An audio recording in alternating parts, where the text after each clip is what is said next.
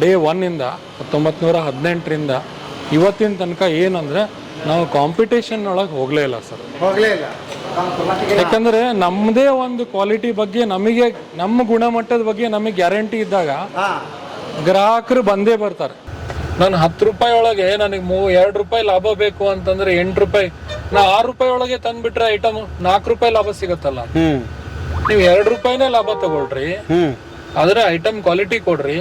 So customer ನಿಮ್ಮನ್ನ ಬಿಟ್ಟು ಹೋಗಲ್ಲ. ನೀವು ಕ್ವಾಲಿಟಿ ಕೊಡೋದೇನೆ 2 ವರ್ಷದೊಳಗೆ ಹೋಟೆಲ್ ಬಂದ್ ಮಾಡೋದಾದ್ರೆ ಕ್ವಾಲಿಟಿ ಕೊಟ್ಟಾಗ ನೀವು 100 ವರ್ಷ ಉಳಿಬಹುದು. ಬರ್ರಿ ಬೀಗ್ರ, ಊಟ ಮಾಡೋಣ. ಬಾಳ್ ಮಂದಾಗ್ಲಿ ತಗೋರಿ. ನಿಮ್ಮ ಬಾಯಾರಿಕೆಯಿಂದ ಹಂಗ ಆಗ್ಲೇವಾ? ನಮಸ್ತೆ ಗೆಳೆಯರೇ, ಬದುಕಿನ ಬುತ್ತಿಗೆ ತಮಗೆ ಎಂದಿನಂತೆ ಆದರದ ಸ್ವಾಗತ ಹಾಗೂ ಧಾರವಾಡಕ್ಕೂ ಕೂಡ ತಮಗೆ ಸ್ವಾಗತ ಗೆಳೆಯರೇ.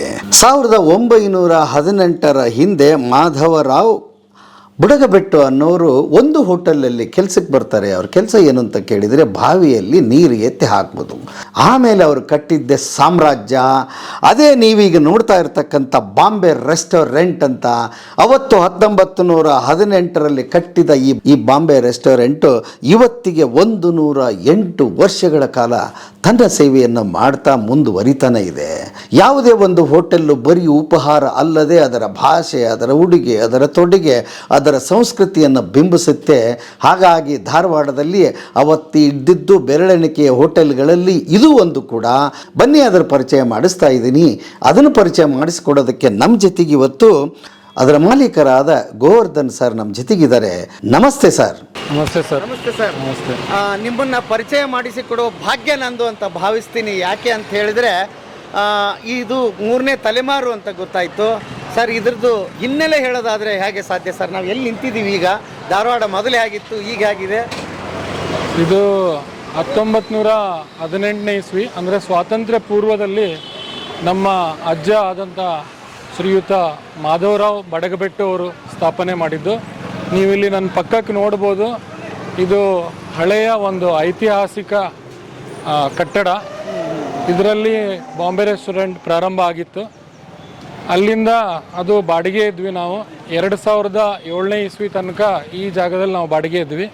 2007ನೇ ಇಸ್ವಿಗೆ ನಾವು ಇಲ್ಲಿ ಸ್ವಂತದ ಜಾಗ ಆದಂಥ ಇಲ್ಲಿ ಅದು ನಮ್ಮ ದೊಡ್ಡಪ್ಪನಾದಂಥ KB ರಾಮಕೃಷ್ಣ ಅವರು ಅದನ್ನು ಸ್ವಂತಕ್ಕೆ ತಗೊಂಡು ಇಲ್ಲಿ ಬಾಂಬೆ ರೆಸ್ಟೋರೆಂಟನ್ನು ಮುಂದುವರಿಸಿದರು. ಸೊ 1918ರಲ್ಲಿ ಪ್ರಾರಂಭ ಆಗಿದ್ದು. ಅದಕ್ಕಿಂತ ಮೊದಲು ಅಂದರೆ 1908ಕ್ಕೆ ನಮ್ಮ ಅಜ್ಜ ಧಾರವಾಡಕ್ಕೆ ಬಂದರು. ಸೊ ಇಲ್ಲಿ ಒಂದು ಹೋಟೆಲ್ನಲ್ಲಿ ಅವರು 1918ರ ತನಕ ಕೆಲಸ ಮಾಡಿ ನಂತರ ಅವರು ನಮ್ಮ ಮೂಲತಃ ನಾವು ದಕ್ಷಿಣ ಕನ್ನಡ ಮೂಡುಬಿದಿರೆಯ ಅಶ್ವತ್ಥಪುರದವರು. ಅಶ್ವತ್ಥಪುರ? ಹಾಂ, ಅಶ್ವತ್ಥಪುರ. ಸೊ ಅಲ್ಲಿಂದ ನಾವು ಮೂಲತಃ ಬಂದಿದ್ದ ಅಜ್ಜ. ಸೊ ಅಂದರೆ ಎಲ್ಲ ಉಡುಪಿ ಮಂಗಳೂರು ಅಂತಂದು ಕೂಡಲೇ ಅದು ಹೋಟೆಲ್. ಸೊ ಅದೇ ರೀತಿ ಅವರು ವಲಸೆ ಬಂದರು. ಆ ವಲಸೆ ಬಂದು ಅವ್ರ ನೆಲೆ ನಿಂತಿದ್ದು ಧಾರವಾಡದೊಳಗೆ. ಸೊ ಧಾರವಾಡ ನಮಗೆ ಅದು ಒಂದು ಇದರಿಂದ ಇಲ್ಲಿ ಐತಿಹಾಸಿಕವಾಗಿ ಈ ಜಾಗ ಉಳಿದುಕೊಂಡಿದೆ. ಇದಕ್ಕೆ ಇನ್ನೊಂದು ಬಹಳ ಮುಖ್ಯವಾದ ಹೆಸರು ಸೇರ್ಪಡೆಗೊಂಡಿದೆ, ಗಾಂಧಿ ಚೌಕ್ ಅಂತ ಹೇಳ್ತಾರೆ. ಗಾಂಧಿ ಚೌಕ್ ಇದೆ. ಇಲ್ಲಿ ಸಂಸ್ಕೃತ ಪಾಠಶಾಲೆ, ಅದು ಒಂದು 100 ವರ್ಷದ ಮೇಲೆ 150 ವರ್ಷದ ಇತಿಹಾಸ ಇದೆ. ಸಂಸ್ಕೃತ ಪಾಠಶಾಲೆ, ದತ್ತಾತ್ರೇಯ ದೇವಸ್ಥಾನ. ಇದ್ರ ಹಿಂದೆ ಏನಿತ್ತು, ಹಾಲ್ಗೇರಿ ಕೆರೆ ಇತ್ತು. ಅಲ್ಲಿ ಹಾಲ್ಗೇರಿ ಹನುಮಪ್ಪನ ದೇವಸ್ಥಾನ ಇದೆ. ಹಾಲ್ಗೇರಿ ಹನುಮಪ್ಪನ ದೇವಸ್ಥಾನ ಅದು ಒಂದು ಐತಿಹಾಸಿಕನೇ ಎಲ್ಲ ಇದು. ಸೊ ಈ ಲೈನ್ ಎಲ್ಲ ನೀವು ನೋಡಿದರೆ ಇದು ಹಳೆಯ ಧಾರವಾಡ. ಮುಂದೆ ನಿಮಗೆ ಆ ಕಡೆ ರವಿವಾರ ಪೇಟೆ, ಮಂಗಳವಾರ ಪೇಟೆ. ಸೊ ಅವಾಗೆಲ್ಲ ಸಂತೆ ಇಲ್ಲೇ ಆಗ್ತಿತ್ತು. ಕೆರೆ ದಂಡೆ ಒಳಗೆ ನಾವು ಇದು ಹೋಟೆಲ್ ಆಗಿರೋದು. ಈಗ ನಿಮ್ಮ ತಲೆಮಾರಿಗೆ ಏನಾದರೂ ಕೆರೆ ನೋಡಿದ್ದೀರಾ ನೀವು? ಇಲ್ಲ, ಇತ್ತು, ಕೆರೆ ಇತ್ತು. ಇತ್ತೀಚೆಗೆ ಈಗೆಲ್ಲ ಅದು ಕ್ಲೋಸ್ ಮಾಡಿ ಸೂಪರ್ ಮಾರ್ಕೆಟ್ ಅಂತ ಮಾಡಿದ್ದಾರೆ. ಅದು ಮೊದಲು ಕೆರೆ. ಬಹಳ ಮುಖ್ಯವಾಗಿ ಇದೊಂದು ಹಳೆಯದು. ಈಗ ಇದು ಬಾಡಿಗೆ ಇದ್ರಿ? ಹೌದು, ಇಲ್ಲಿಗೆ ಶಿಫ್ಟ್ ಆಗಿದೆ. ಭಾಳ ವರ್ಷ ಇದ್ವಿ ಇಲ್ಲಿ. 1939ರಿಂದ 2007ರ ತನಕ ಇದ್ವಿ ನಾವು. ಅದ್ರಗಿಂತ ಮುಂಚೆ ಇಲ್ಲಿ ಸೆಂಟ್ರಲ್ ಸ್ಕೂಲ್ ಅಂತ ಒಂದು ಇದೆ. ಸೊ ಅದ್ರ ಹತ್ತಿರ ಹೋಟೆಲ್ ಫಸ್ಟ್ ಅಲ್ಲಿ ಸ್ಟಾರ್ಟ್ ಆಗಿದೆ. ಬಟ್ ಅದು ಈಗೇನು ಆ ಬಿಲ್ಡಿಂಗ್ ಏನೂ ಇಲ್ಲ. ಸೊ ಇದು ಮಾತ್ರ ನಮಗೇನು ಬಾಂಬೆ ರೆಸ್ಟೋರೆಂಟ್ ಅನ್ನೋ ಒಂದು ಹೆಸರು ಉಳಿತು, ಅದು ಈ ಜಾಗ. ಸೊ ಈ ಜಾಗಕ್ಕೆ ನಾವು ಬಂದಾಗಿಂದ ಅದ್ರ ಹೆಸರು ಉಳ್ಕೊಂಡಿದೆ. ಬಾಂಬೆ ರೆಸ್ಟೋರೆಂಟ್ ಅಂತ ಯಾಕೆ ಬಂತು ಸರ್? ಅಂದರೆ ಅವಾಗ ಸ್ವಾತಂತ್ರ್ಯ ಪೂರ್ವದೊಳಗೆ ಮುಂಬೈ ಅಥವಾ ಬಾಂಬೆ ನಮ್ಮದು ಮಹಾರಾಷ್ಟ್ರ ಕರ್ನಾಟಕದ ರಾಜಧಾನಿ ಆಗಿತ್ತು. ಸೊ ಅವಾಗ ನಮ್ದು ಅದೇ ಕ್ಯಾಪಿಟಲ್ ಸಿಟಿ. ಬೆಂಗಳೂರು ಮೈಸೂರು ಯಾವುದೂ ಇರಲಿಲ್ಲ. ಸೊ ನಮ್ಮದು ಬಾಂಬೆ ಪ್ರಾವಿನ್ಸ್ ಇದ್ರಿಂದ, ಸೊ ಅದು ಮುಂಬೈ ಕರ್ನಾಟಕ ಇದರಿಂದ ಇವ್ರು ಬಾಂಬೆ ಅಂತ. ಇನ್ನೊಂದು ಏನಪ್ಪ ಅಂತಂದರೆ ನಮ್ದು ಇಲ್ಲಿ ಒಳಗಡೆ ಹೋಟೆಲಿದ್ದು ಇಂಟೀರಿಯರ್ಸ್ ಏನಿತ್ತು ಎಲ್ಲವನ್ನು ಬಾಂಬೆಯಿಂದ ಪರ್ಚೇಸ್ ಮಾಡಿ ತಂದಿದ್ರು ಇಲ್ಲಿ. ಮಿರರ್ಸು ಆಮೇಲೆ ಚೇರ್ಸು ಆಮೇಲೆ ಟೇಬಲ್ಲು. ಸೊ ಅದೆಲ್ಲ ಐಟಮ್ಸು ಇಂಪೋರ್ಟೆಡ್ ಆಗಿ ಬಾಂಬೆಗೆ ಬಂದಿದ್ದೀನಿ. ಬಾಂಬೆಗೆ ಹೋಗಿ ಇವ್ರು ತೊಗೊಂಡು ಬಂದಿದ್ದು ನಮ್ಮ ಅಜ್ಜ. ಸೊ ಅವಾಗ it was one of the state of the art restaurant. ಈಗಲೂ ನೋಡ್ಬೋದಾ ನಾವು? ಯಾವುದು ಅಥವಾ ಬದಲಾಗಿದೆಯಾ? ಈಗೆಲ್ಲ ಬದಲಾಗಿದೆ ಸರ್. ನೋಡ್ರಿ ಒಳಗೆ ಹೋಗ್ತಾ ಒಂಚೂರು ನೋಡೋಣ. ಈಗೆಲ್ಲ ಕಾಲಕ್ರಮೇಣ ಎಲ್ಲವೂ ಬದಲಾಗಿದೆ. ಎಲ್ಲವೂ ಬದಲಾಗಿದೆ. ಓಕೆ. ಹಾ ಹಾ. ಆಹಾರ ಹೇಗಿತ್ತು ಮತ್ತು ದರದಲ್ಲಿ ಬಹಳ ಕುತೂಹಲ ಇದೆ ನನಗೆ. ಹೇಗಿತ್ತು ಸರ್ ಅವಾಗ? ಅಂದ್ರೆ ಅವಾಗೆಲ್ಲ 1 ಆಣೆ 2 ಆಣೆ ಆ ಇದ್ರಲ್ಲಿ ಇತ್ತು ಸರ್. ಆಮೇಲೆ ನಮ್ದು ಮೇನ್ ಅಂತಂದ್ರೆ ತುಪ್ಪದ ಐಟಮ್ಗಳು.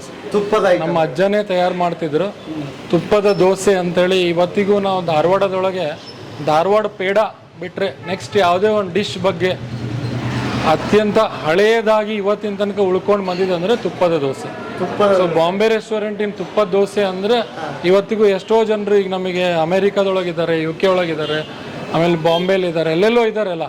ಸೊ ಅವರೆಲ್ಲ ಧಾರವಾಡಕ್ಕೆ ಬಂದ್ರು ಅಂದರೆ ಒಂದು ಧಾರವಾಡ ಪೇಡ ತೊಗೊಂಡೋಗ್ಬೇಕು, ತುಪ್ಪದ ದೋಸೆ ತಿಂದು ಹೋಗ್ಬೇಕು. ಸೊ ಅವೆರಡು ಅವರಲ್ಲಿ ಅದು ಉಳ್ಕೊಂಡ್ಬಿಟ್ಟಿದೆ ಇವತ್ತಿನ ತನಕ. ಸೊ ಈಗ ಅದೇ ರೀತಿ ಇಲ್ಲೇನು ತುಪ್ಪದ ದೋಸೆ ಅಂದರೆ ಬೆಣ್ಣೆ ಇಲ್ಲಿ ಸಿಕ್ತಿತ್ತು ಸುತ್ತಮುತ್ತ ಏರಿಯಾದೊಳಗೆ. ಸೊ ಆ ಬೆಣ್ಣೆ ತಂದು ಇಲ್ಲಿ ನಮಗೆ ಇಲ್ಲಿ ಇಟ್ಕೊಳ್ಳೆ ನಮ್ಮ ಅಜ್ಜ ಅದನ್ನೆಲ್ಲ ಬೆಣ್ಣೆ ಚೆಕ್ ಮಾಡಿ ಯಾವುದು ಅತ್ಯಂತ ಶ್ರೇಷ್ಠವಾಗಿ ಅಗದಿ ಕ್ವಾಲಿಟಿ ಇತ್ತು ಬೆಣ್ಣೆ, ಆ ಬೆಣ್ಣೆನ ತಗೊಂಡು ಇಲ್ಲೇ ತುಪ್ಪ ತಯಾರಿಸಿ ಸೊ ಆ ತುಪ್ಪದಿಂದನೇ ನಾವೆಲ್ಲ ಐಟಮ್ ಮಾಡ್ತಿದ್ವಿ. ಸೊ ಈಗೇನಾಗ್ಬಿಟ್ಟಿದೆ ಎಲ್ಲ ನಂದಿನಿ KMF ಇನ್ ತರಿಸ್ತೀವಿ, ಅದೇ ತುಪ್ಪ ನಾವು ಯೂಸ್ ಮಾಡ್ತೇವೆ. ಇಲ್ಲಿ ಫೋಟೋಸ್ ನೋಡ್ತಾ ಇದ್ದೀವಿ.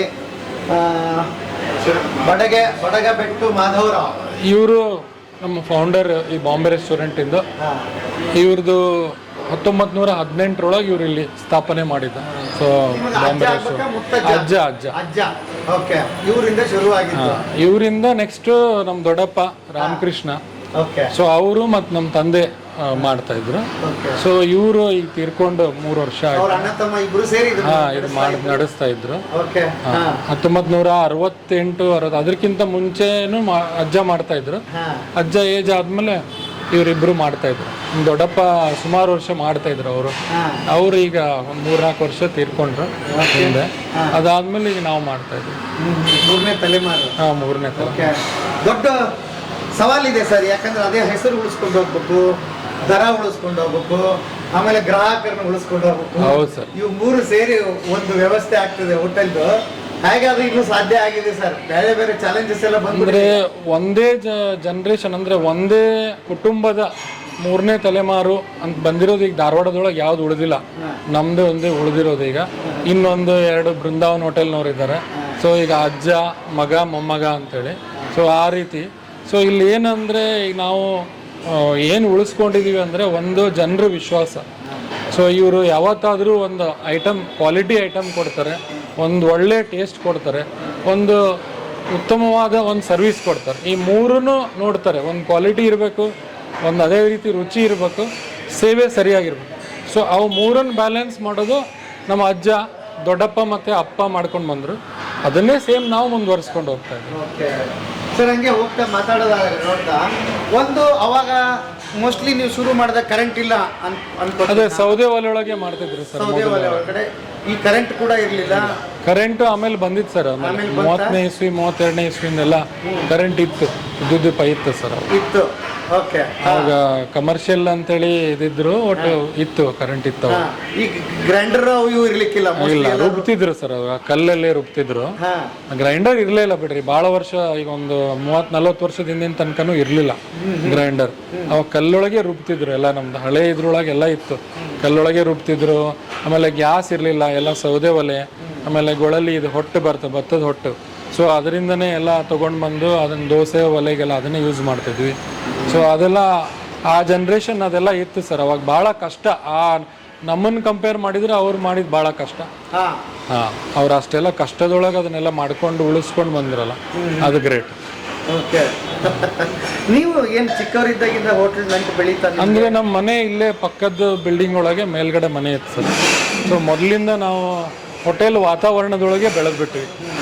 ಸೊ ಅದರಿಂದ ನಮಗೆ ಅದೊಂದು ಅಟ್ಯಾಚ್ಮೆಂಟ್ ಬಂತು.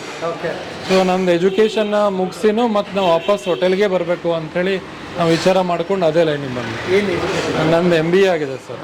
MBA SDM college Mysuru. So ಅಲ್ಲಿ marketing and HR plus KCD ಒಳಗೆ ಕರ್ನಾಟಕ ಕಾಲೇಜ್ ಒಳಗೆ ಒಂದು 12 ವರ್ಷ ಗೆಸ್ಟ್ ಲೆಕ್ಚರರ್ ಅಂತೇಳಿ ಕಲಿಸಿದೆ. ಅದ್ರ ಜೊತೆಗೆ ಇದನ್ನ ಮಾಡ್ಕೊಂತ ಹೋಟೆಲ್ ಮಾಡ್ಕೊತ ಬಂದ್ವಿ. ಈಗ ಮೈತ್ರಿ ಪ್ಯಾಲೇಸ್ ಅಂತೇಳಿ ಒಂದು ಸ್ಟಾರ್ಟ್ ಮಾಡಿದ್ದೇವೆ ಸರ್ ವಿದ್ಯಾಗಿರಿಯಲ್ಲಿ. ಅದು ಇವತ್ತು 23 ವರ್ಷ ಆಯಿತು. ಆಮೇಲೆ ಮಧುರಾ ಪ್ಯಾಲೇಸ್ 13 ವರ್ಷ ಆಯಿತು. ಇದೀಗ 14ನೇ ವರ್ಷ. ಇದರ ಮುಂದುವರೆದ ಬ್ರಾಂಚಸ್ ಅವು ಬೇರೆ ರೂಪದಲ್ಲಿದೆ. ಬೇರೆ ಬೇರೆ ರೀತಿ. ಇದು ಈಗಿಂದ ಲೇಟೆಸ್ಟ್ ಏನು ಕೇಳ್ತಾರ ಅದು. ಇದನ್ನ ನಾವು ಮಾಡರ್ನೈಸ್ ಮಾಡಕ್ ಬರೋದಿಲ್ಲ ಸರ್. ಯಾಕಂದ್ರೆ ಇದಕ್ಕೊಂದು ಎಮೋಷನಲ್ ಅಟ್ಯಾಚ್ಮೆಂಟ್ ಇರುತ್ತೆ ಕಸ್ಟಮರ್ ಜೊತೆ. ಸೊ ಇದೇ ರೀತಿ ಅಂತೇಳಿ. ಸೊ ಅದನ್ನ ನಾವು ಈಗ ಸಡನ್ ಆಗಿ ಎಲ್ಲ ಬದಲಾವಣೆ ಮಾಡಿದರೆ ಅವ್ರು ಅದಕ್ಕೆ ಒಪ್ಕೊಳ್ಳಲ್ಲ. ಸೊ ಯಾವುದೇ ನೀವು ವಿದ್ಯಾರ್ಥಿ ಭವನ್ ಇರ್ಬೋದು, ಹಳೆ ಹೋಟೆಲ್ಸ್ ಈಗ ಎಲ್ಲೇ ಕ್ಯಾಂಟೀನ್ ಇರ್ಬೋದು, ನೀವು ಮಾಡರ್ನೈಸ್ ಮಾಡಿದ್ರೂ ಅವು ಹಳೇದು ಏನು ಒಂದು ಐಟಮ್ಸ್ಗಳು ಅಥವಾ ರುಚಿ ಏನಿದೆ ಅದನ್ನ ನಾವು ಹಾಗೆ ಉಳಿಸ್ಕೊಳ್ಬೇಕಾಗುತ್ತೆ. ಸೊ ಅದನ್ನ ಈಗ ಸಡನ್ ಆಗಿ ಈಗ ನಾರ್ತ್ ಇಂಡಿಯನ್ ಬಂತು ಅಂತೇಳಿ ಗೋಬಿ ಮಂಚೂರಿ ತಂದೆ, ಅಥವಾ ಇನ್ನೊಂದೇನೋ ಹೊಸದು ಪಾನಿಪುರಿ ಬೇಲ್ಪುರಿ ಅಂತ ಬಂತು. ಸೊ ಹಾಗೆಲ್ಲ ಮಾಡ್ತಾ ಹೋದರೆ ಇದ್ರದ್ದು ಏನೊಂದು ಉಳಿದಿರ್ತದೆ ಅದು ಹೋಗ್ಬಿಡತ್ತೆ ಸರ್. ಅದಕ್ಕೆ ನಾವು ಇಲ್ಲಿ ಏನಿದೆ ಮೊದಲಿಂದ ಮಾಡ್ಕೊಂಡು ಬಂದಂಥ ಏನು ಪದಾರ್ಥಗಳಿದಾವೆ ಅದನ್ನೇ ಸೇಮ್ ಮುಂದುವರ್ಸಿದೆ. ಓಕೆ, ಬನ್ನಿ ಹಂಗೆ ಹೋಗ್ತಾನಲ್ಲ. ಉದ್ದ ಜಾಸ್ತಿ ಇದೆ ಅಲ್ವಾ ಇದು? ಹೌದು ಸರ್. ಓಕೆ, ಬಟ್ ಫುಡ್ ಅವಾಗ ಹೆಚ್ಚು ಕಡಿಮೆ ಏನು ಮಾಡ್ತಿದ್ರು ಅವನ್ನೇ ಉಳಿಸ್ಕೊಂಡಿದ್ದೀರಿ? ಅದೇ ಇದೆ ಸರ್. ದೋಸೆ ಮಾಡ್ತಿದ್ರು, ಅದೇ ದೋಸೆ. ಸೊ ನಮ್ಮದು ಫೇಮಸ್ ಹೇಳಿದಲ್ಲ ತುಪ್ಪದ ದೋಸೆ ಅಂತ. ಸೊ ತುಪ್ಪದ ದೋಸೆ ನಮ್ದು ಮೇನ್. ಸೊ ಅದು ಬೆಳಿಗ್ಗೆ ಡೈಲಿ 8ರಿಂದ 12 ಗಂಟೆ ತನಕ ತುಪ್ಪದ ದೋಸೆ ಇರುತ್ತೆ. ಆಮೇಲೆ ಅದೇ ಟೈಮಲ್ಲೇ ಇಡ್ಲಿ, ವಡಾ, ರವಾ ಇಡ್ಲಿ. ಸೊ ರವಾ ಇಡ್ಲಿನೂ ನಮ್ಗೆ ಫೇಮಸ್. ಸೊ ರವಾ ಇಡ್ಲಿ ಇರ್ತದೆ. ಆಮೇಲೆ ಮಧ್ಯಾಹ್ನ ಆದಮೇಲೆ ಬೆಣ್ಣೆ ದೋಸೆ ಇರುತ್ತೆ. ಸೊ ದಾವಣಗೆರೆ ಬೆಣ್ಣೆ ದೋಸೆ ಮಾಡಲ್ಲ, ಬಟ್ ನಮ್ಮಲ್ಲೇ ತಯಾರಿಸಿದಂಥ ಹಾಲಿಂದ ಬೆಣ್ಣೆ. ಸೊ ಆ ಬೆಣ್ಣೆನ ಯೂಸ್ ಮಾಡ್ತೀವಿ. ಅದೊಂದು ಡಿಫ್ರೆಂಟ್ ಟೇಸ್ಟ್ ಕೊಡ್ತದೆ. ಸೊ ಅದೊಂದು ಬೆಣ್ಣೆ ದೋಸೆ ಮಾಡ್ತೀವಿ. ಮಸಾಲೆ ದೋಸೆನೂ ಫೇಮಸ್ಸು. ಹಾಂ, 3 ಹೊತ್ತು ಅಂದರೆ ಸಾಯಂಕಾಲ ಹೋಗಿ ಬರೀ ಟಿಫನ್ ಇರುತ್ತೆ, ಊಟ ಇಲ್ಲ? ಇಲ್ಲ ಸರ್, ಅದೇ ಹೇಳಿದಲ್ಲ ನಮ್ಮಲ್ಲಿ ಅದು ಊಟದ ವ್ಯವಸ್ಥೆ ಮೊದಲಿಂದನೂ ಇಲ್ಲ. ನಾವು ಅದನ್ನು ಸ್ಟಾರ್ಟ್ ಮಾಡಲೂ ಇಲ್ಲ. ಸೊ ಅದನ್ನೇ ಈಗ ನಮ್ಮ ದೊಡ್ಡಪ್ಪ ಅಪ್ಪ ಏನು ಕಂಟಿನ್ಯೂ ಮಾಡಿದ್ರು ಅದನ್ನೇ ಮತ್ತೆ ನಾವು ಮುಂದುವರ್ಸ್ಕೊಂಡು ಬಂದ್ವಿ. ಯಾಕಂದ್ರೆ ಅದನ್ನ ಮೊದಲಿಂದ ಇದು ಟಿಫಿನಿಗೆ ಅಂತಲೇ ಫೇಮಸ್. ಸಾಬುದಾಣಿ ವಡ ಇರ್ಬೋದು, ಬೋಂಡಾ ಸೂಪ್ ಇರ್ಬೋದು. ಸೊ ಅವೆಲ್ಲ ಐಟಮ್ಸು. ಈಗ ಬಜ್ಜಿ, ನಮ್ಮದು ಗೋಲ್ ಬಜ್ಜಿ ಅಂತಾರೆ, ಉಳ್ಳಾಗಡ್ಡೆ ಬಜ್ಜಿ. ಸೊ ಅದು ಫೇಮಸ್ಸು, ಕಾಂದ ಬಜ್ಜಿ. ಸೊ ಈ ರೀತಿ ಎಲ್ಲ ಪೂರಿ ಇರ್ಬೋದು. ಸೊ ಈ ರೀತಿ ಎಲ್ಲ ಐಟಮ್ಸ್ ಏನಿದೆ ಅದು ಮೊದಲಿಂದನೂ ಏನು ಬಂದಿದೆ ಅದೇ ಕ್ವಾಲಿಟಿ, ಅದೇ ಟೇಸ್ಟು, ಅದನ್ನೇ ಉಳಿಸ್ಕೊಂಡು ಬಂದಿದೆ. ಏನಂದರೆ ಪ್ರತಿಯೊಂದು ಬಿಸಿಯಾಗಿ ಆರ್ಡ್ರ್ ಬಂದ ಮೇಲೆ ಕೊಡೋ ಅಂಥದ್ದು ನಂತರ ಮಾಡಿ ಅಂತ ಯಾವುದು ಮಾಡಿಡೋ ಅಂಥದ್ದು ಇಲ್ಲ. ಸೊ ಮಿರ್ಚಿ ಮತ್ತು ಇದೊಂದು ಯಾವುದು ಒಮ್ಮೆ ಮತ್ತೆ ಬಿಡ್ಲಿಕ್ಕೆ ಬರೋದಿಲ್ಲ ಅಂಥವಷ್ಟೇ ಒಂದು 2-3 ಐಟಮ್ ಮಾಡಿಡ್ತೀವಿ. ಪೂರಿ ಇರ್ಬೋದು, ದೋಸೆ ಇರ್ಬೋದು, ಪ್ರತಿಯೊಂದು ಇಡ್ಲಿ ಇರ್ಬೋದು, ಅಂಥವೆಲ್ಲ ಬಿಸಿನೇ ಕೊಡೋದು ನಾವು. ನೋಡೋಣ. ಆಮೇಲೆ ಚಾನು ಫೇಮಸ್ ಸರ್. ಒಂದು ಇಲ್ಲಿ ಬಾಂಬೆ ರೆಸ್ಟೋರೆಂಟ್ ಚಾ ಅಂತ. ಯಾಕಂದ್ರೆ ನಾವು ಈಗ ಒಂದು 40-45 ವರ್ಷದಿಂದ ಭಾರತ್ ಡೈರಿ ಅಂತ ಹೇಳಿ ಕೊಲ್ಲಾಪುರ್ ಡೈರಿ, ಸ್ಫೂರ್ತಿ ಹಾಲು. ಸೊ ಇವತ್ತಿನ ತನಕ 45 ವರ್ಷದಿಂದ ಇವತ್ತು 70 ರೂಪಾಯಿ ಲೀಟರ್ ಇದೆ. ಅದೇ ಹಾಲನ್ನೇ ಯೂಸ್ ಮಾಡ್ತೀವಿ. ಇವತ್ತಿಗೂ ಅದೇ ಹಾಲು ಯೂಸ್ ಮಾಡ್ತೀವಿ. ಸೊ ಈಗ 70 ರೂಪಾಯಿ ರೇಟ್ ಆದ್ರೂ ನಾವು ಅದೇ ಹಾಲು ಯೂಸ್ ಮಾಡಿ ಅದೇ ಟೀ ಅದರದ್ದೇ ಮಾಡೋದು. Okay, sir. ಯಾಕಂದ್ರೆ ಯಾವುದೇ ರೀತಿ ಅದು ಕ್ವಾಲಿಟಿ ಹಾಳಾಗಬಾರ್ದು. ಸೊ ಬೆಣ್ಣೆ ಅಂತ ಹೇಳಿದ್ರಿ? ಬೆಣ್ಣೆ ಇಲ್ಲಿದೆ ನೋಡಿ ಸರ್. ಇಲ್ಲಿ ನಮ್ಮಲ್ಲೇ ಹಾಲಿಂದನೇ ಸ್ಫೂರ್ತಿ ಹಾಲು ಏನು ಹೇಳಿದಲ್ಲ, ಕೊಲ್ಲಾಪುರ ಹಾಲು, ಅದರಿಂದ ತಯಾರಾಗಿರೋದು ಬೆಣ್ಣೆ. ಸೊ ಇದ್ರದ್ದೇ ಕಡ್ದಿದ್ದು ಮಜ್ಜಿಗೆನ ಇಲ್ಲಿ ಮಜ್ಜಿಗೆ ಅಂತ ಕೊಡ್ತೀವಿ. ತುಪ್ಪ ಇದರಿಂದ ಮಾಡ್ತೀವಿ. ಬಟ್ ಅಷ್ಟು ಕ್ವಾಂಟಿಟಿ ನಮಗೆ ತುಪ್ಪ ದೋಸೆಗೆ ಸಾಲೋದಿಲ್ಲ. ಬಟ್ ಇದನ್ನು ಬಳಸ್ತೀವಿ. ಕಡಿಮೆ ಬಿದ್ದಾಗ ನಂದಿನಿ KMF ಮೇಲೆ ಡಿಪೆಂಡ್ ಆಗುತ್ತೆ. ಕಡಿಮೆ ಬಿದ್ದಾಗ. ನಂದಿನಿ ಚೆನ್ನಾಗಿದೆ ಸರ್. ನನಗೆ ಒಂದು ಹೇಳ್ಬಿಡಿ, ಸುಮಾರು ಜನ ಹೊಸದಾಗಿ ಎಂಟರ್ಪ್ರಿನರ್ ಬರ್ತಾ ಇದ್ದಾರೆ, ಸ್ಟಾರ್ಟಪ್ಗಳಂತ ಶುರು ಮಾಡಿದ್ದಾರೆ. ನಾನು ಯಾವಾಗಲೂ ಹೇಳ್ತಾ ಇರ್ತೀನಿ, ಡಿಜಿಟಲ್ ಮಾಧ್ಯಮಗಳು ಅವು ಇವು ಬಂದಿದ್ದು ಇತ್ತಿತ್ತಲಾಗಿ. ಬಟ್ ನಿಮ್ಮಂಥವ್ರು ನೋಡಿ ಏನು ಕಲಿಬೇಕಾಗ್ತದೆ. ಅವಾಗ ಇವು ಯಾವ ಪ್ರಚಾರದ ಏನೂ ಇರಲಿಲ್ವಲ್ಲ ಸರ್, ಬಾಯಿ ಮಾತಿನ ಮೇಲೆ ಎಲ್ಲ ಅದೇ. ಈಗನೂ ಅದೇ ಸರ್, ನಾವೇನು ಪ್ರಚಾರ ಮಾಡೋದು ಅಲ್ವಾ? ಅದ್ರ ಮೇಲೆ ಕಟ್ಟಿರ್ತಕ್ಕಂಥ ಸಂಸ್ಥೆ ನಿಮ್ದೆಲ್ಲ ಅಲ್ವಾ? ಇದನ್ನ ಹೇಗೆ ಸರ್ ಹೇಗೆ ಗ್ರಾಹಕರನ್ನ ಮತ್ತೆ ಮತ್ತೆ ಹಿಡಿದಿಟ್ಕೊಳ್ಳುವಂಥದ್ದು, ನಂಬಿಕೆ ಮೂಡಿಸುವಂಥದ್ದು ಹೇಗೆ ಸಾಧ್ಯ ಅಂತ ಹೇಳ್ತೀರಿ ಇವತ್ತಿನ ಯುವಕರಿಗೆ? ಅಂದರೆ ಮೇನ್ ಅದೇ ಸರ್, ಈಗ ನಮಗೆ ಒಂದು ಏನಂದರೆ ನಾವು ಐಟಮ್ ಒಳಗೆ ಈ ರೀತಿ ಕ್ವಾಲಿಟಿ ಕೊಡಬೇಕು ಅನ್ನೋದನ್ನೊಂದು ದೃಢ ನಿರ್ಧಾರ ತಗೊಳ್ಳಿ.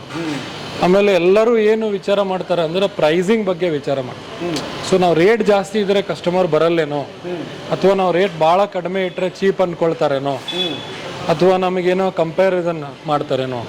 ನಮ್ದು ಇಲ್ಲಿ ಒಂದು ಏನಂದರೆ ಸರ್, ನಾವು ಡೇ 1ಇಂದ 1918ರಿಂದ ಇವತ್ತಿನ ತನಕ ಏನಂದರೆ ನಾವು ಕಾಂಪಿಟೇಷನ್ ಒಳಗೆ ಹೋಗಲೇ ಇಲ್ಲ ಸರ್. ಹೋಗಲೇ ಇಲ್ಲ. ಯಾಕಂದರೆ ನಮ್ಮದೇ ಒಂದು ಕ್ವಾಲಿಟಿ ಬಗ್ಗೆ ನಮಗೆ, ನಮ್ಮ ಗುಣಮಟ್ಟದ ಬಗ್ಗೆ ನಮಗೆ ಗ್ಯಾರಂಟಿ ಇದ್ದಾಗ ಗ್ರಾಹಕರು ಬಂದೇ ಬರ್ತಾರೆ. ಬಟ್ ಇಟ್ ವಿಲ್ ಮಲ್ಟಿಪ್ಲೈ ಯಾವಾಗ ನೀವು ಕ್ವಾಲಿಟಿ ಕನ್ಸಿಸ್ಟೆನ್ಸಿ ಇಟ್ಕೊಂಡಾಗ. ನೀವು ಪ್ರೈಸಿಂಗ್ ನಿಮಗೆ ಏನು ಪ್ರೈಸ್ ಬೀಳುತ್ತೆ, ನಿಮಗೆ ಎಷ್ಟು ಮಾರ್ಜಿನ್, ಒಂದು ನಾರ್ಮಲ್ ಮಾರ್ಜಿನ್ ನೀವು ಏನು ತೊಗೊಳ್ತೀರಿ ಅದು ಅಷ್ಟೇ ನೀವು ಇಟ್ಕೊತ ಹೋದರೆ ಕಸ್ಟಮರು ಸ್ಯಾಟಿಸ್ಫೈಡ್ ಇರ್ತಾರೆ. ಆಮೇಲೆ ನಿಮಗೆ ಅದ್ರದ್ದು ರಿಪಿಟೇಷನ್ಸು ಇರುತ್ತೆ. ಈಗ ಅವ್ರು ಒಬ್ಬರು ತೊಗೊಂಡು ಹೋಗಿರ್ತಾರೆ, ಅದಾದಮೇಲೆ ಅವನೇನಂತಾನೆ ಅಲ್ಲಿ ಟೇಸ್ಟ್ ಚೆನ್ನಾಗಿದೆ ಅಲ್ಲೇ ಹೋಗೋಣಂತೆ. ಇನ್ನು ಕೆಲವ್ರು ಹೆಂಗಿದ್ದಾರೆ ಅಂದರೆ, ನನ್ನ ಅಜ್ಜ ಬರ್ತಿದ್ರು, ಅವಾಗ ನಾ ಸಣ್ಣವನಿದ್ದೆ, ಅವಾಗ ನಾನು ಈ ಹೋಟ್ಲಿಗೆ ಬರ್ತಿದ್ದೆ, ಅವಾಗ ತುಪ್ಪ ದೋಸೆ ತಿಂತಿದ್ದೆ, ಈಗ ನನ್ನ ಮೊಮ್ಮಕ್ಕಳು ಬಂದಿದ್ದಾರೆ ಅವ್ರಿಗೂ ಕರ್ಕೊಂಡು ಬರ್ತಾ ಇದ್ದೆ, ಅದೇ ತುಪ್ಪ ದೋಸೆನೇ ತಿನ್ಸಕ್ಕೆ. ಸೊ ಅಂದರೆ ಅದು ಉಳ್ಕೊಂಡು ಹೋಗಿದೆ, ಲೆಗಸಿ ಅಂತ ಏನಂತೀವಿ ನಾವು. ಸೊ ಆ ಲೆಗಸಿ ಉಳಿದಿದೆ ಇಲ್ಲಿ. ಈ ವೈಶಿಷ್ಟ್ಯ ಅಂದರೆ, ಈಗ ಹಳೇದೇನು ಬಿಲ್ಡಿಂಗ್ ತೋರಿಸಿದ್ನಲ್ಲ, ಅಲ್ಲಿ ಒಂದು ಮಣೆ ಕೋಲಿ ಅಂತಿತ್ತು ಸರ್. ಅಲ್ಲಿ ಏನಂದ್ರೆ ಎಲ್ಲ ಮಣೆ ಹಾಕಿ ಕೂಡಿಸ್ತಿದ್ರು. ಸೊ ಎಲ್ಲ ಹಿಂಗೆ ಸಾಲಕ್ಕೆ ಹಿಂಗೆ ಮಣೆ ಇರ್ತಿತ್ತು, ಆ ಮಣೆ ಮೇಲೆ ಕುತ್ಕೊಂಡು ಟಿಫಿನ್ ಮಾಡೋದು. ಸೊ ಅವ್ರ ಚಪ್ಪಲಿ ಬೂಟು ಏನಿತ್ತಲ್ಲಿ ಹೊರಗಡೆ ಬಿಡ್ತಿದ್ರು, ಬಿಟ್ಟು ಇಲ್ಲಿ ಬಂದು ಈಗ ಅವಾಗೆಲ್ಲ ದೋತ್ರ ಉಟ್ಕೊಳ್ತಿದ್ರಲ್ಲ, ದೋತ್ರದೊಳಗೆ ಅಲ್ಲಿ ಕೂಡ್ತಿದ್ರು. ನಾವೆಲ್ಲ ಹಿಂಗೆ ಬಡಿಸ್ತಿದ್ವಿ. ಈಗ ಮನೇಲೆ ಎಲೆ ಬಾಳೆ ಎಲೆ ಊಟಕ್ಕೆ ಹಿಂಗೆ ಬಡಿಸ್ತೀವಲ್ಲ, ಹಾಗೆ ನಮ್ಮದು ಶಿರಾ ಫೇಮಸ್, ತುಪ್ಪದ ಶಿರಾ, ಆಮೇಲೆ ತುಪ್ಪದ ಖಾರ, ತುಪ್ಪದ ದೋಸೆ, ಆಮೇಲೆ ಈ ಬಜ್ಜಿ ಮಾಡ್ತಿದ್ರು ಅದು ತುಪ್ಪದೊಳಗೆ ಕರಿತಿದ್ರು ಅವಾಗ. ಆಮೇಲೆ ಮೈಸೂರು ಪಾಕು, ತುಪ್ಪದ ಮೈಸೂರು ಪಾಕು. ಸೊ ಹಿಂಗೆಲ್ಲ ತುಪ್ಪದೊಳಗೆ ಆಗ್ತಿತ್ತು. ಸೊ ಅದನ್ನು ತಿನ್ನಲಿಕ್ಕೆ ಸ್ಪೆಸಿಫೈಡ್ ಕಸ್ಟಮರ್ಸ್ ಇರ್ತಿದ್ರು ಅದಕ್ಕೆ. ಸೊ ಅವರು ಆ ಟೈಮಿಗೆ ಈ ಐಟಮ್ ಸಿಗುತ್ತೆ, ಸೊ ಆ ಟೈಮಿಗೆ ಅವ್ರಲ್ಲಿ ಬರ್ತಿದ್ರು.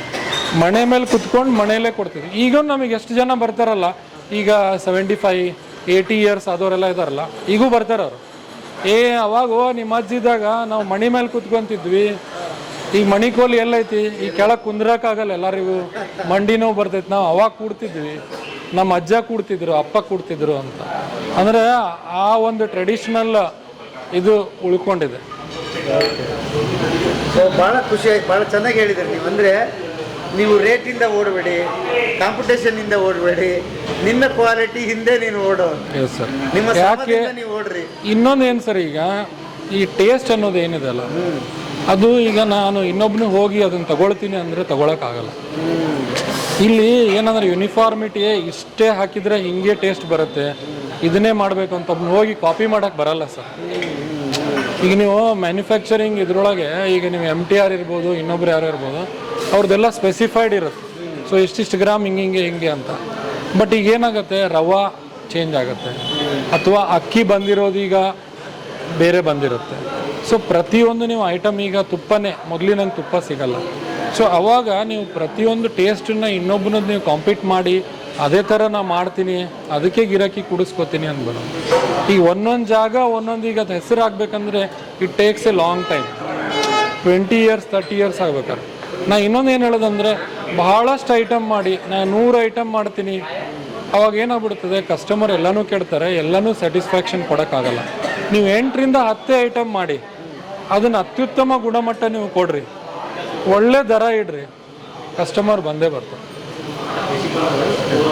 ಅದೇ ವಿಶೇಷ. ಅದ್ಭುತ ಸರ್.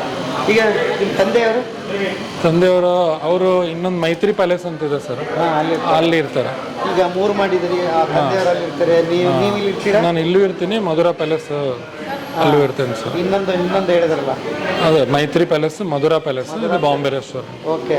ಈಗ ಇದರಿಂದ ಅವು 2 ಆಗಿದೆ. ಹಾಂ ಸರ್, ಅದು 23 ಇಯರ್ಸ್ ಆಯ್ತು ಸರ್ ಮೈತ್ರಿ ಪ್ಯಾಲೇಸ್ ಸ್ಟಾರ್ಟ್ ಮಾಡಿ. ಓಕೆ. ಅದು ಒಂದೇನು ವಿಶೇಷ ಅಂದರೆ ಕೇರಳ ಆರ್ಕಿಟೆಕ್ಚರ್, ಅದು ಎಲ್ಲ ಫುಲ್ ವುಡನ್ ಒಳಗೆ ಮಾಡಿದ್ದು. ವುಡನ್ ಹಂಚು ಅಂದರೆ ನಮ್ಮ ಊರಿಂದು ದಕ್ಷಿಣ ಕನ್ನಡದ ಒಂದು ಇದು ಇರಲಿ ಅಂತೇಳಿ ಆ ಟೈಪ್ ಮಾಡಿದ್ದೀವಿ. ಸೊ ಅಲ್ಲಿ ಜೋಳದ ರೊಟ್ಟಿ ಊಟನೂ ಇಟ್ಟಿದ್ದೀವಿ. ಅದು ಹಾಂ, ಅದೊಂದು ವಿಶೇಷ ಅಲ್ಲಿ. ಆಮೇಲೆ ನಾರ್ತ್ ಇಂಡಿಯನ್ ಫುಡ್ ಎಲ್ಲ ಇದೆ. ಅದೊಂದು ಏನಂದರೆ ಹೋಮ್ಲಿ ಎನ್ವಿರಾನ್ಮೆಂಟ್, ಆ ಥರ ಒಂದು ಸ್ಟ್ರಕ್ಚರ್ ಆರ್ಕಿಟೆಕ್ಚರ್ ಹಂಗೆ ಕ್ರಿಯೇಟ್ ಮಾಡಿದೆ. ಇನ್ನೊಂದು ಮಧುರಾ ಪ್ಯಾಲೇಸ್ ಅಂತ, ಅಲ್ಲಿ ಏನಂದರೆ ನೀವು ಎಲ್ಲ ಐಟಮು ಸಿಗುತ್ತೆ. ಸೊ ಈಗ ನಾನು ಹೇಳಿದ್ನಲ್ಲ, ಸೊ ಮ್ಯಾಕ್ಸಿಮಮ್ ಕೈಂಡ್ ಆಫ್ ಸಣ್ಣ ಮಕ್ಕಳು ಏನು ಕೇಳ್ತಾರೆ ಅದು ಇದೆ, ವಯಸ್ಸಾದವ್ರು ಏನು ಕೇಳ್ತಾರೆ ಅದು ಇದೆ. ಸೊ ಅವೆಲ್ಲನೂ ಅಲ್ಲಿ ಬ್ಯಾಲೆನ್ಸ್ ಮಾಡಿದ್ದೀವಿ. ಸೊ ಹಿಂಗೆ ಒಂದೊಂದು ಜಾಗಕ್ಕೆ ಒಂದೊಂದು. ಈ ತುಪ್ಪ ದೋಸೆ ತೊಗೊಂಡು ನಾವು ಬೇರೆ ಕಡೆ ಹೋಗಿಲ್ಲ, ಅಲ್ಲಿ ಜೋಳದ ರೊಟ್ಟಿ ತೊಗೊಂಡು ಇನ್ನೊಂದು ಕಡೆ ಬಂದಿಲ್ಲ. ಸೊ ಅಲ್ಲಿದು ಒಂದು ಸಾಬುದಾಣಿ ವಡೆ ತೊಗೊಂಡು ಮತ್ತೊಂದು ಕಡೆ ಹಂಗೆ ಆ ಟೈಪ್ ಎಲ್ಲ ಒಂದೊಂದು ಕಡೆ ಒಂದೊಂದು ಐಟಮ್ ವಿಶೇಷತೆ ಇದ್ದರೆ ಕಸ್ಟಮರ್ ಇಲ್ಲಿ ಬಂದವನು ಇಲ್ಲಿದೊಂದು ಐಟಮ್ ಬೇರೆನೇ ತೊಗೊಳ್ತಾನೆ, ಅಲ್ಲಿ ಬಂದಾಗ ಅಲ್ಲಿ ಬೇರೆನೇ ತೊಗೊಳ್ತಾನೆ. ಬಟ್ ಎಲ್ಲದ್ರೊಳಗೂ ಏನಂದರೆ ಕ್ವಾಲಿಟಿ ಕನ್ಸಿಸ್ಟೆನ್ಸಿ ಇರಬೇಕು. ಏನೋ ಒಂಚೂರು ಮಾಡ್ಬಿಟ್ಟು ಕಳ್ಸೋಣ ಅಂತಿಲ್ಲ. ಇಲ್ಲ, ನಾವು ಹಂಗೆ ಮಾಡೋದೇ ಇಲ್ಲ. ಪ್ರತಿಯೊಂದು ಬೇರೆ ಬೇರೆ ಕಡೆನೇ ತಯಾರಾಗುತ್ತೆ. ಸುಮಾರು ಜನ ಒಂದನ್ನ ನಡೆಸೋ ಒಳಗಡೆ ಸಾಕಪ್ಪ ಇದು ನಮ್ಮ ಮಕ್ಕಳಿಗೆ ಬೇಡ ಅಂತಾನೆ ಅವರು ನಿರ್ಧಾರ ಮಾಡಿರ್ತಾರೆ ದೊಡ್ಡವರು. ಅಂದ್ರೆ ಈಗ ಲೇಬರ್ ಲಾಸ್ ಹಂಗೆ ಬಂದ್ಬಿಟ್ಟಿದಾವೆ. ಆಮೇಲೆ ಲೇಬರ್ ಅವೈಲೇಬಲ್ ಇಲ್ಲ ಸರ್ ಈಗ. ಅದಕ್ಕೆ ಬಹಳ ಜನ ಬರುದಿಲ್ಲ ಈಗ, ಅದಕ್ಕೆ ಬರುದಿಲ್ಲ. ಆ ಫೀಲ್ಡ್ ಒಂಥರ ಇದಾಗಿದೆ ಈಗ. ನಮಗೆಲ್ಲ ಬರ್ತಾ ಇರೋದು ಬರೀ ಬಿಹಾರ್, ಜಾರ್ಖಂಡ್, ಉತ್ತರ ಪ್ರದೇಶ, ವೆಸ್ಟ್ ಬೆಂಗಾಲ್, ಒರಿಸ್ಸಾ, ಎಲ್ಲ ನಾರ್ತ್ ಈಸ್ಟ್ ಕಡೆಯಿಂದನೇ ಕೆಲ್ಸಕ್ಕೆ ಬರ್ತಾ ಇರೋದು. ಏನ್ ಕಾರಣ ಅಂತೀರಿ ಸರ್ ಅದಕ್ಕೆ? ಅದೇ ಇಲ್ಲಿ ನಮ್ಮಲ್ಲಿ ಯಾರು ಹೋಟೆಲ್ ಲೈನಿಗೆ ಬರ್ತಾ ಇಲ್ಲ ಸರ್, ಎಜುಕೇಟೆಡ್ ಆಗಿ. ಅಂದ್ರೆ ದೀಸ್ ಆರ್ ಡೆವಲಪಿಂಗ್ ಸ್ಟೇಟ್ಸ್ ಇವೆಲ್ಲ. ಕರ್ನಾಟಕ, ತಮಿಳ್ನಾಡು ಏನಾಯ್ತು ಸರ್, ಮೊದಲು ತಮಿಳ್ನಾಡಿನವರೆಲ್ಲ ವರ್ಕರ್ಸ್ ಬರ್ತಿದ್ರು ಹೊರಗಡೆ. ಈಗ ಏನಾಯ್ತು, ಅವರೆಲ್ಲ ಅಲ್ಲಿ ಫ್ರೀ ಅದು ಇದು ಎಲ್ಲ ಕೊಟ್ರಲ್ಲ, ಟಿವಿ ಕೊಟ್ರು, ಇದು ಕೊಟ್ರು, ಅದು ಕೊಟ್ರು. ಸೊ ಅವ್ರು ಅಲ್ಲೇ ಉಳ್ಕೊಂಡ್ರು. ಆಮೇಲೆ ಈಗ ಆಂಧ್ರದಿಂದ ಸ್ವಲ್ಪ ಬರ್ತಿದ್ರು. ಈಗ ಆಂಧ್ರನು 2 ಸ್ಟೇಟ್ ಆಗಿ ಅವರು ಸೆಲ್ಫ್ ಸಫಿಶಿಯಂಟ್ ಆಗ್ಬಿಟ್ರಿ. ಸೊ ಈ ಕಾರಣದಿಂದ ಅವ್ರವ್ರು ಅಲ್ಲಲ್ಲೇ ಉಳಿತಾ ಇದಾರೆ. ಈಗ ನೆಕ್ಸ್ಟ್ ಒರಿಸ್ಸಾ ಇದು ಹಂಗೆ. ದಿಸ್ ಇಸ್ ಜಸ್ಟ್ ಬಿಕಾಸ್ ಈಗ 2014 ಇಂದ ಏನ್ ಮೋದಿ ಗವರ್ಮೆಂಟ್ ಬಂದಿರಲ್ಲ, ಇವ್ರು ಬಂದಾಗಿಂದ ಲೋಕಲ್ ಏರಿಯಾಸ್ ಡೆವಲಪ್ ಮಾಡ್ತಾ ಇದಾರೆ. ಈಗ ಅಸ್ಸಾಂ ಡೆವಲಪ್ಡ್ ಇರ್ಲಿಲ್ಲ, ಈಗ ಡೆವಲಪ್ ಆಗ್ತಾ ಇತ್ತು. ಸೊ ಅಸ್ಸಾಮೀಸ್ ಹೊರಗೆ ಬರುದಿಲ್ಲ ಈಗ, ಕಡಿಮೆ. ಈಗ ಸೇಮ್ ಬಿಹಾರ್, ಒರಿಸ್ಸಾದವರು ಇನ್ ಕಡಿಮೆ ಆಗ್ತಾರೆ. ಒರಿಸ್ಸಾ ಡೆವಲಪ್ಡ್ ಆಗ್ತಾ ಇದೆ. ಬಿಹಾರ್ ಹಂಗೆ. ಉತ್ತರ ಪ್ರದೇಶ್ ಫುಲ್ ಡೆವಲಪ್ ಆಗೋಯ್ತು. ಈಗ ಉತ್ತರ ಪ್ರದೇಶನವ್ರು ಬರೋದೇ ಇಲ್ಲ ಈಗ. ಈಗ ಹಂಗಾಗಿ ಆ ತರ ಆಗಿ ಎಲ್ಲ ಬಹಳಷ್ಟು ಈಗ ಅಲ್ಲಲ್ಲೇ ಉಳಿದ್ ಬಿಡ್ತಿದೆ. ಈಗ ನಮಗೆ ಏನಿದ್ರು ಬ್ಯಾಕ್ವರ್ಡ್ ಎಲ್ಲಿ ಸ್ಟೇಟ್ಸ್ ಇದಾರೆ ಅವ್ರಷ್ಟೇ ಕೆಲ್ಸಕ್ಕೆ ಬರ್ತಾ ಇದಾರೆ. ಈಗ ನಾರ್ತ್ ಈಸ್ಟ್ನವ್ರು ಬರ್ತಾರೆ. ನಾರ್ತ್ ಈಸ್ಟ್ನವ್ರು ಅಂದ್ರೆ ಈಗ ನೇಪಾಳಿಂದ ಬರ್ತಾ ಇದಾರಲ್ಲ, ನೇಪಾಳೀಸ್ ಬರ್ತಾರೆ, ಜಾರ್ಖಂಡ್ ಬರ್ತಾರೆ, ಉತ್ತರಾಖಂಡ್ ಬರ್ತಾರೆ. ಅವರು ಇನ್ನೊಂದು 7-8 ವರ್ಷ ಬರ್ಬೋದು ಸರ್, ಆಮೇಲೆ ಅವರು ಬರುದಿಲ್ಲ. ಯಾಕಂದ್ರೆ ಅಲ್ಲಿ ಟೂರಿಸಂ ಡೆವಲಪ್ ಆಗ್ತಾ ಇದೆ, ಅಲ್ಲಿ ಪ್ಲೇಸಸ್ ಎಲ್ಲ ಸಿಟೀಸ್ ಆಗ್ತಾ ಇದಾವೆ. ಸೊ ಹಂಗಾಗಿ ಅದು ನ್ಯಾಚುರಲ್. ಈಗ ಅಯೋಧ್ಯ ಸಿಕ್ಕಾಪಟ್ಟೆ ಡೆವಲಪ್ ಆಗ್ಬಿಡುತ್ತೆ. ಈಗ ಅಲ್ಲೇ ಅಯೋಧ್ಯ ಒಳಗೆ ಜಾಬ್ ಸಿಗ್ತದ ಅಂದ್ಕೊಳ್ಳ, ಉತ್ತರ ಪ್ರದೇಶದಿಂದ ಇಲ್ಲೇ ಯಾಕೆ ಬರ್ತಾನೆ?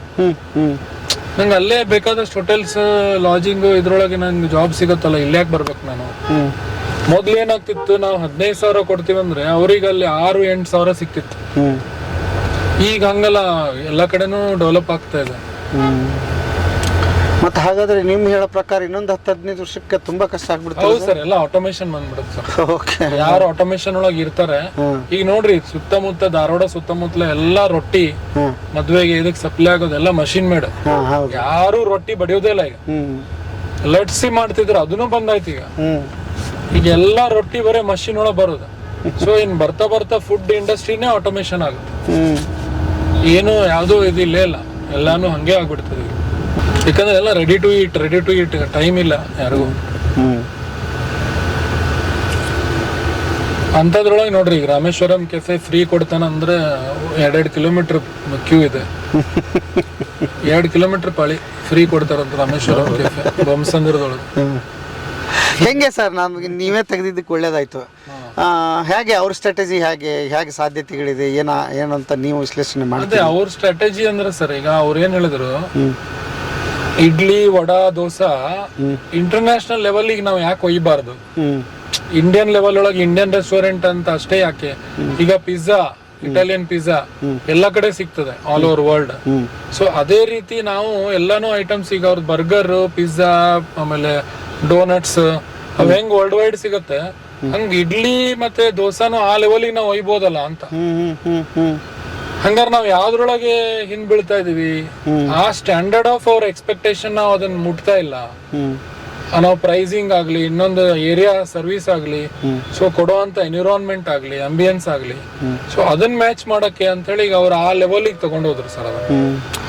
ಈಗ ನೀವು ಮೊದಲೇ ಹೇಳಿದ್ದಕ್ಕೆ ನನಗೊಂದು ಇಲ್ಲಿ ಕನೆಕ್ಟ್ ಆಗ್ತಾ ಇದೆ. ನೀವು ಹೇಳಿದ್ರಿ ರೇಟಲ್ಲಿ ನೀವು ಕಾಂಪಿಟೇಷನ್ ಮಾಡಿಬಿಡಿ, ಕ್ವಾಲಿಟಿಯಲ್ಲಿ ಹಿಂದೆ ಬೀಳ್ಬಿಡಿ ಅಂತ. ಮೋಸ್ಟ್ಲಿ ಅದು ಒಂದೇ ಅಲ್ಲ ಸರ್, ರಾಮೇಶ್ವರಂ ನೀವು ಯಾವ ದಿವಸ ಆದ್ರೂ ನೋಡಿ ಏನ್ ಬ್ರಾಂಚ್ ಇದೆ ಎಲ್ಲ ಕಡೆ ಪ್ರೈಸಿಂಗ್ ವೆರಿ ಹೈ ಸರ್. ಹೌದು, ಆದ್ರೂ ಇದೆ ನೋಡ್ರಿ. ಅಂದ್ರೆ ಪೇ ಮಾಡಕ್ ತಯಾರಾಗಿದ್ದಾರೆ, ನೀವು ಕ್ವಾಲಿಟಿ ಕೊಡಿ ಅನ್ನೋದು ಜನಗಳದಾಗಾದ್ರೆ. ಕಸ್ಟಮರಿಗೆ ಯಾವಾಗಲೂ ಒಳ್ಳೇದು ಬೇಕು ಅನ್ನೋದಿರುತ್ತೆ. ಎಂತವನೇ ಎಷ್ಟೇ ಬಡವನಿರ್ಲಿ ಅವನೊಂದು ಒಳ್ಳೆಯ ಐಟಮ್ ನಾನು ತಿನ್ಬೇಕು ಅಂತಾನೆ ಇರ್ತಾನ. ನಂಗೆ ಸ್ಟ್ಯಾಂಡರ್ಡ್, ಯಾಕಂದ್ರೆ ನನಗೆ ಅದರಿಂದ ಆಮೇಲೆ ಹೆಲ್ತ್ ಎಫೆಕ್ಟ್ ಆಗಬಾರ್ದು, ಫುಡ್ ಪಾಯ್ಸನಿಂಗ್ ಆಗಬಾರ್ದು, ಅಥವಾ ನನಗೆ ಅಸಿಡಿಟಿ ಆಗಬಾರ್ದು, ಗ್ಯಾಸ್ಟ್ರಿಕ್ ಆಗಬಾರ್ದು, ಬ್ಲೋಟಿಂಗ್ ಆಗಬಾರ್ದು. ಸೊ ಇವು ಯಾವ್ದು ಆಗಬಾರ್ದು ಅಂದ್ರೆ ದಟ್ ಈಸ್ ದ ರೀಸನ್. ನೀವು ಕ್ವಾಲಿಟಿ ಇಂಗ್ರೀಡಿಯೆಂಟ್ಸ್ ಹಾಕಿದಾಗ ನಿಮ್ ಕ್ವಾಲಿಟಿ ಐಟಮ್ ರೆಡಿ ಆಗುತ್ತೆ. ಸೊ ನೀವು ಕೊಡುವಂತ ಕ್ವಾಲಿಟಿ ಬಹಳ ಇಂಗ್ರೀಡಿಯೆಂಟ್ ಬಹಳ ಇಂಪಾರ್ಟೆಂಟ್ ಸರ್.